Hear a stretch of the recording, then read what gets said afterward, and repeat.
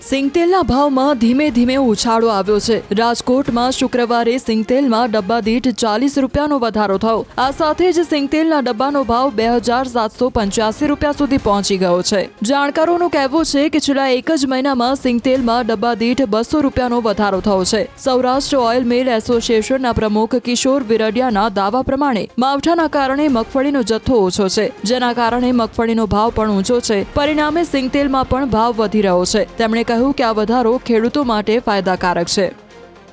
વાત કરીએ તો સિંગતેલની અંદર આજે એવું કહે છે કે 40-50 રૂપિયા વધી ગયા કે 100 રૂપિયા વધી ગયા। એ રિકવરી મળી છે। આજે 4 વર્ષ પહેલાં 3000નો ડબ્બો થયો હતો, હજી 3100નો ડબ્બો હતો, આજે હજી 2800નો ડબ્બો છે। એટલે એમાં કોઈ તેજી ન કહી શકાય। આજે એનું રિકવરી મળી છે ખેડૂતોને। અને આજની તારીખમાં આવા સંજોગોની અંદર જોવા જઈએ તો મગફળી અત્યારે 2 ભાવમાં જાય છે।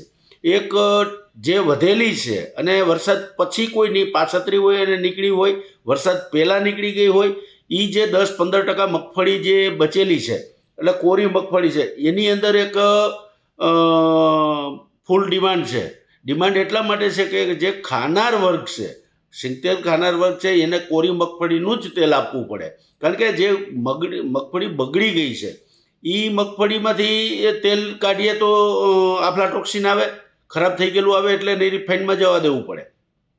એટલે સારી મગફળીની ડિમાન્ડ એટલી બધી સારી છે કે એક સાઈડમાં સિંગદાણાવાળા ખરીદી કરી રહ્યા છે, બીજા નંબરની અંદર રીપ્રોસેસ માટે આવતા વર્ષે જેમાં બિયારણ કરવું છે બિયારણવાળા પણ ખરીદી કરી રહ્યા છે। અને એક સિંગતેલ જે ગરાગી હતી ખાનાર વર્ગની એ એક ખરીદી કરી, એટલે એક જે 10-15% જે મગફળી સારી હતી એમાં બધા ખરીદી કરી રહ્યા છે। એટલે આપને લાગે છે કે તેજી થવી જોઈએ, ખેડૂતોને આજે વળતર એનું મળવું જોઈએ। અને બીજા નંબરમાં ખાસ કરીને જોવા જઈએ તો સરકાર પાસે જે ખરીદેલી સ્ટોક છે એ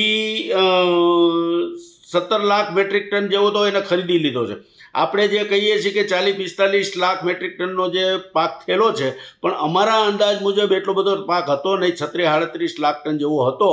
પણ એમાંય બગાડ આવ્યો, મોટો બગાડ આવ્યો, એટલે એમાંય અંદર 15% જે મગફળી સારી બચી એ તો બધે સિંગદાણામાં જતી રહી, થોડી ક્રશિંગમાં જતી રહી, અને થોડી રીપ્રોસેસ બિયારણમાં અત્યારે જઈ રહી છે, એના ભાવ અત્યારે બોલાઈ રહ્યા છે। બીજા નંબરની અંદર આજે સૌરાષ્ટ્ર ઝોનની અંદર આખા સૌરાષ્ટ્રમાં જુઓ તો ટોટલ ઓઇલ મિલમાંથી 80% મિલો તો બંધ થઈ ગઈ છે। આજની તારીખમાં છેલ્લા 2 મહિનાથી આ બંધ છે। એનું કારણ રીઝન એ છે કે મગફળી એક સાઈડમાં સરકાર નાફેડ ખરીદી રહી છે, એક સાઈડમાં સારા બિયારણવાળા ખરીદી રહ્યા છે, સિંગદાણાવાળા ખરીદી રહ્યા, એટલે ઓઇલ મિલોમાં પડતર જ નથી। એટલે આ બજાર હું નથી માનતો કે આવી તેજી કહેવાય, અને તેજી થોડીક થવી જોઈએ। જ્યારે મંદી હતી ત્યારે આપણે એમ કહેતા હતા કે ખેડૂતોને ભાવ નથી મળતા, તો હવે ભાવ કદાચ કોઈની પાસે મગફળી હશે તો એ ભાવ મળવા જોઈએ। અને બીજા ઓપ્શનમાં આપણી પાસે ઓપ્શન પણ છે। સાઈડ તેલો એટલા બધા નીચા અત્યારે થઈ રહ્યા છે કે 2000નો કે 2500નો 2100નો ડબ્બો મળે છે, તો સાઈડ તેલો ઓપ્શનમાં છે આપણી પાસે। એક તેલ નથી, ઘણા બધા 5 તેલ સસ્તા છે।